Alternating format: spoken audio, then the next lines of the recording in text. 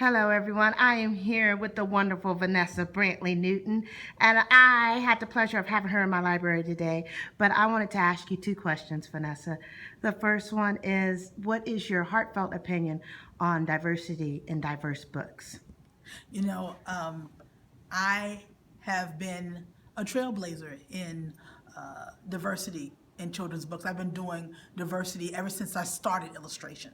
So I didn't have to go find characters. The characters and the different things that you see in my books have already been there. They're my life. It's what I live every single day. And diversity is very, very important to our children because they need to know the world is not just them and them alone. And when we put those types of things in books, in our stories, we never let Black children, especially children, African American children, see that there's another story on the side of slavery, on the side of the civil rights movement, that they can move within their world and become other things besides a civil rights watcher or a slave. Basically, I'm just being real. That's what we shove in their heads constantly. And they need to know that life is not one dimensional, it's not two dimensional. It's as the many dimensions as they need it to be to express themselves.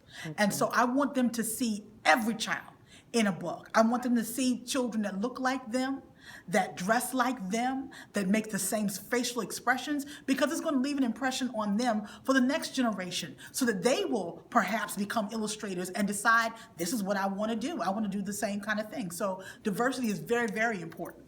Okay, last question.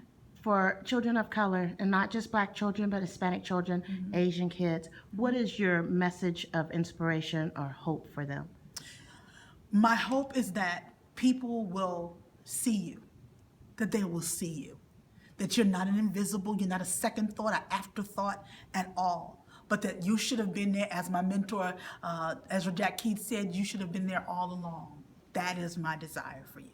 All right, thank you so much for coming out to my campus today. You are radiant and you have let your light shine all over my 650 plus kids here, and their lives have been changed.